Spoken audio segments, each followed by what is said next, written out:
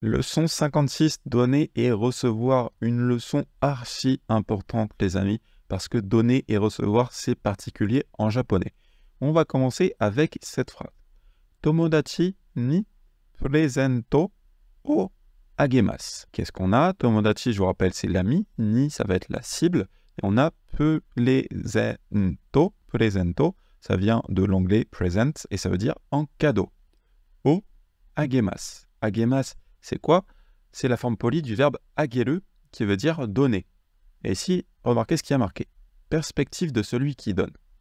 Qu'est-ce que c'est que ça? On va y revenir. Pour le moment, on va dire que ageru, c'est donner. Donc c'est un verbe ichidan, ça devient agemas. Agemas, c'est la forme polie. Donner quoi? Presento. Donc donner en cadeau. Et on a tomodachi ni. Donc la cible de donner, ça va être l'ami. Donc nous, on dirait quoi? On dirait donner à un ami. Donc je donne en cadeau à un ami.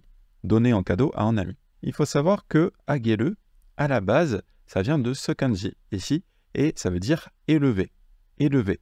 Par exemple, on pourrait dire speed o ageta. Speed o ageta. Donc ici, ageru a été conjugué au passé, neutre. On passe de ageru à ageta. Donc avoir élevé. Avoir élevé quoi? Speedo, ça vient de speed, c'est la vitesse. Donc avoir élevé la vitesse. Nous, on pourrait dire directement avoir accéléré, si vous voulez. Mais accélérer, c'est quoi? C'est lever la vitesse. Élever la vitesse. Donc voilà, ce ageru, à la base, ça a vraiment le sens de élever quelque chose. Maintenant, quand il est utilisé pour dire donner, il va s'écrire directement en hiragana. Mais il y a quand même la notion de élever quelque chose. Par exemple, plus que donner en cadeau, va y avoir la notion de quelqu'un avait en cadeau et il a élevé à la personne à qui il le donne. Il y a vraiment voilà, cette notion de j'élève en cadeau. On peut voir le lien. Plutôt que juste donner, il y a la notion de élever. Voilà, le cadeau, c'est comme si on se mettait en bas et qu'on l'élevait à la personne à qui on donnait. Tomodachi ni presento ageta, on pourrait littéralement le traduire comme j'ai élevé en cadeau à un ami, mais le sens que ça a, c'est effectivement j'ai donné en cadeau à un ami. Voilà, donner est le sens qui est du coup dérivé du sens de base élevé. Mais ça a une conséquence majeure en japonais, c'est que ce élevé, ça va être du japonais honorifique. Bah oui, parce que plutôt que donner, vous dites vous élevez en cadeau. Du coup, ça va être honorifique. Au même titre qu'on avait vu par exemple que on ne disait pas namae pour parler du nom de quelqu'un, mais on préférait dire onamae. Qu'on ne disait pas kazoku, mais on préférait dire gokazoku. Que voilà, on plaçait des honorifiques, que c'était quelque chose qui était très fait en japonais, eh bien, ça se retrouve dans ce verbe ageru, ça veut dire donner, mais c'est honorifique. Et ça va avoir une conséquence majeure, c'est qu'on va l'utiliser dans une situation bien précise. Pour ça, en japonais, il faut comprendre la différence entre uchi et soto. Littéralement, uchi, c'est l'intérieur ou la maison. On l'a déjà vu à plusieurs reprises dans ce bootcamp. Voilà, uchi, on avait vu que c'était la maison, mais que le sens plus large, ça voulait dire en fait l'intérieur, tout ce qui était proche de nous. Et soto, littéralement, ça veut dire l'extérieur. Donc c'est comme si on avait l'intérieur et l'extérieur. On va rester sur les termes uchi et soto, vu que ce sont les termes qui sont utilisés en japonais et que ce sont des mots très utilisés et très fréquents. Donc dans uchi, on a évidemment watashi, moi, je, qui est au cœur de uchi. C'est vraiment ce qu'il y a le plus au cœur de uchi. Uchi, c'est watashi. D'ailleurs, petite anecdote, en Kansai-ben, les femmes utilisent souvent uchi pour dire je. Donc à la place de watashi, les femmes vont souvent utiliser uchi dans la région du Kansai, donc vers Osaka, etc. Ça, c'est la petite anecdote, vous n'allez pas le retenir. En japonais classique, uchi, ça veut dire l'intérieur. Donc c'est les membres qui sont proches de vous. Donc le membre le plus proche de vous, c'est qui? C'est vous-même. Donc voilà, uchi, c'est vous-même. Ça va également être votre famille. C'est pour ça qu'on utilisait des termes humbles. Par exemple, on utilisait chichi, haha, qui étaient des mots, on avait vu, humbles. Parce que en japonais, ce qu'on va faire, c'est qu'on va abaisser ce qu'il y a dans uchi. On va essayer de parler de manière humble dans ce qui est dans uchi. Donc sa propre famille, on va utiliser des termes humbles, comme haha et chichi, pour dire mon père et ma mère. Alors dans uchi, il y a également les amis proches et il y a également votre entreprise. Voilà, uchi, ça peut souvent référer à son entreprise, ça dépend du contexte, mais si voilà, vous êtes dans un contexte professionnel et que vous dites uchi, ça veut très certainement dire notre entreprise, notre entreprise. Et dans soto, il y a tout le reste, c'est-à-dire la société. Tout ce qui ne fait pas partie de uchi, c'est soto. Et on avait vu qu'on préférait parler de soto avec des honorifiques. Par exemple, on ne va pas dire chichi, on va dire oto-san. On passe par en o et par en san, voilà, oto-san, pour dire votre père. On passe par un honorifique. Le o namae, le go kazoku, on passe par des honorifiques. Donc en japonais, il y a vraiment cette tendance à abaisser ce qu'il y a dans uchi, donc à être humble dans ce qu'il y a dans uchi, et à élever ce qu'il y a dans soto. Donc à utiliser des honorifiques pour ce qu'il y a dans soto. Du coup, quand vous dites agele, on dit littéralement élever quelque chose. Donc ça veut dire donner, mais élever quelque chose. Du coup, vous pouvez le dire pour exprimer l'idée de donner quand c'est quelqu'un de uchi qui donne à soto. Parce que vous élevez quelque chose. Ça vous permet d'être humble. De dire que vous élevez quelque chose. Vous élevez quelque chose de l'intérieur vers l'extérieur. Vous pouvez également utiliser le verbe agele pour exprimer l'idée de donner quand c'est quelqu'un qui est à l'extérieur de votre famille vers quelqu'un de l'extérieur. Là, il n'y a pas de souci parce que vous n'avez pas, si vous voulez, le besoin d'être humble vu que c'est soto et soto. Donc vous pouvez utiliser agele pour dire donner. Par contre, quand c'est quelqu'un de soto qui donne vers l'intérieur, on ne va pas utiliser le verbe agele parce que ça ne serait pas humble. Ça serait comme si vous disiez « il m'a élevé en cadeau ». En japonais, ce n'est pas correct. On va passer par un autre verbe dans cette situation. Pourquoi? Parce que agele est en honorifique et qu'on l'a déjà vu, les honorifiques, on ne les utilisait pas pour soi. On va les utiliser pour ce qui est extérieur à soi. Donc soit par des noms qui sont tout simplement de base extérieurs à soi, par exemple okane pour dire l'argent, gohan pour dire le repas, mais surtout, ce qui nous intéresse le plus ici, ça va être pour les personnes qui sont dans soto, onamae, gokazoku. Si vous voulez dire que quelqu'un vous a donné quelque chose à vous, a donné quelque chose à uchi, on va passer par un autre verbe qui est kureru, qui veut dire donner. Et cette fois-ci, du coup, c'est la perspective de celui qui reçoit. Voilà, vous ne pouvez pas dire que quelqu'un vous a agelu quelque chose, pour dire quelqu'un m'a donné quelque chose. Vous allez devoir passer par le verbe kureru. Par exemple, tomodachi ga omiyage o kuremashita. Omiyage, je vous rappelle, c'est un souvenir. Exemple typique, omiyage, voilà, ça fait pas partie de uchi, ça fait pas partie de soto non plus, c'est juste en objet. Donc on peut passer par un honorifique pour montrer que l'on éprouve du respect vers l'objet. Et ici, par exemple, on a tomodachi. Ça, c'est bon à noter que si vous parlez de l'ami de quelqu'un, très certainement, vous aurez dit « o tomodachi » pour dire « votre ami ». Mais quand on parle de son propre ami, on dit directement « tomodachi » sans honorifique. Vous voyez, dans cette petite phrase, on a un exemple de ce que je viens de vous expliquer. C'est super intéressant. Tomodachi ga, donc c'est très certainement mon ami. Omiyage o kuremashita. Omiyage en souvenir, o kuremashita, donc il m'a donné, au passé du coup. C'est la forme en masse au passé, mashita. Un ami m'a donné en souvenir. Agele et kureru, ce sont deux verbes qui veulent dire donner. Attention, les deux expriment l'idée de donner. Je sais que parfois, kureru, on a envie de le voir comme recevoir. Ce n'est pas j'ai reçu. Il y a un verbe pour dire recevoir, on va le voir juste après. C'est bien donner, donner. Puisque le sujet, c'est tomodachi ga. Donc c'est l'ami qui a donné. C'est l'ami qui a donné quoi? Un cadeau. Donc un ami m'a donné un cadeau.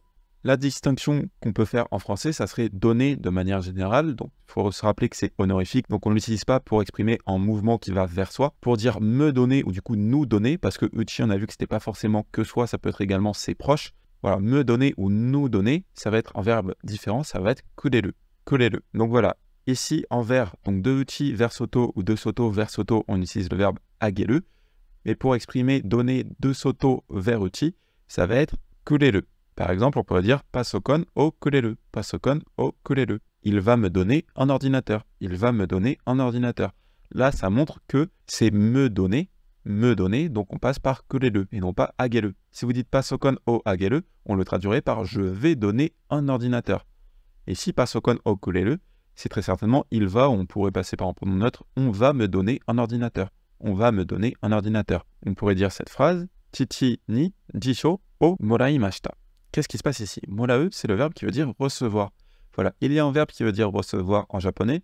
Je vous rassure, ici, recevoir, ce n'est pas honorifique, donc on peut l'utiliser peu importe qui reçoit et peu importe de qui on reçoit. Chichi ni jisho o moraimashita. Jisho, je vous rappelle, c'est en dictionnaire. Donc jisho o moraimashita, j'ai reçu en dictionnaire. Et ici, remarquez, qu'est-ce qu'on a? On a chichi ni. Chichi ni. Donc ici, la cible, c'est papa. La cible, c'est papa. Et là, peut y avoir un petit piège, c'est que quand on réfléchit un petit peu en français, reçu, on peut imaginer, c'est qui la cible qui reçoit? On pourrait dire, la cible de la réception, c'est la personne qui reçoit justement.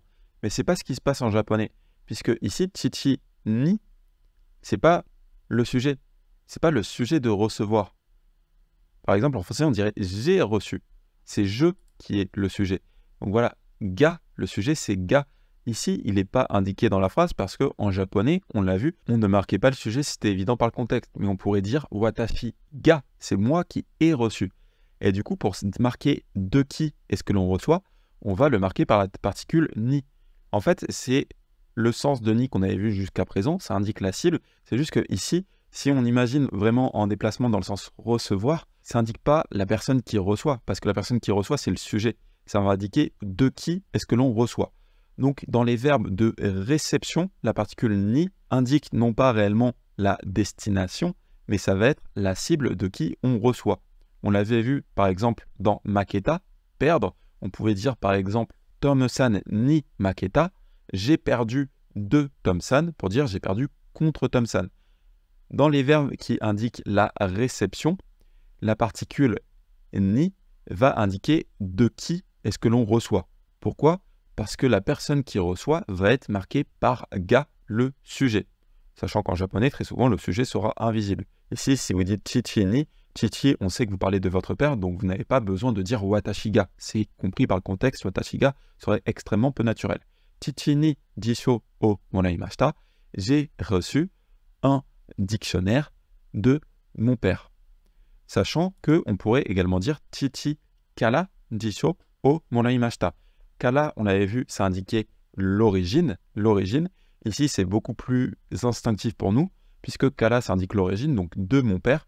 Chichi kara jisho o moraimashita, j'ai reçu un dictionnaire de mon père. Il faut savoir que ces deux phrases s'utilisent. Ces deux phrases sont très utilisées. Peut-être que dans la vie de tous les jours, le ni est un poil plus utilisé, mais le kara est totalement correct, vous le verrez également. Donc voilà, à notre niveau, retenez qu'on peut indiquer de qui est-ce que l'on reçoit, soit avec ni, qui est la cible, mais du coup la cible d'une réception, ça va être de qui, ça va être l'origine, on pourrait le voir comme la source, l'origine, puisque ça indique de qui est-ce que l'on reçoit, et que du coup on peut également passer par particule kara. Ça vous allez le voir que plus on avance en japonais, et plus certains rôles des particules s'emboîtent un petit peu, ce qui fait que très souvent, on peut utiliser l'une ou l'autre dans une même situation. C'est comme en français, on peut exprimer une même idée de différentes manières. Et bien voilà, en japonais, les particules ont des rôles qui parfois s'embriquent un petit peu, qui fait que dans certaines phrases, on peut utiliser l'une ou l'autre.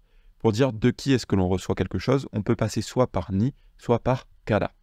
Iroiro na mono o moratta. Moratta, c'est quoi? C'est le verbe morau qu'on a passé du coup au passé neutre. Moratta. Recevoir quoi? On a iroiro na, je rappelle, c'est diverses. Et on a mono. Mono, c'est dire une chose. On l'a déjà vu dans plein de choses. On l'a déjà vu dans tabemono, nomimono, kimono. On l'a déjà vu voilà, dans plein de suffixes. Il faut savoir que mono, de base, ça veut dire une chose et on peut l'utiliser seul comme ceci pour dire une chose. Iroiro na mono, diverses choses. O moratta, j'ai reçu.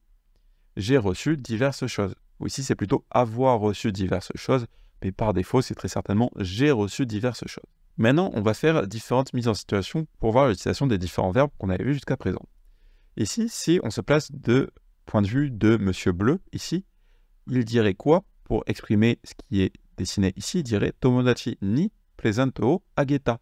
J'ai donné un cadeau à mon ami. Donc on passe par ageru parce que c'est vous qui donnez à quelqu'un. Donc quand vous donnez à quelqu'un, vous passez tout le temps par ageru, puisque ça va de uchi vers soto. Bon à noter, même si vous pouvez considérer que votre ami fait partie de uchi, quand c'est vous qui donnez, vous, c'est ce qu'il y a au cœur de uchi, donc le mieux c'est de toujours passer par ageru. Quand vous donnez quelque chose, passez toujours par ageru. Tomodachi ni presento ageta, j'ai donné un cadeau à mon ami.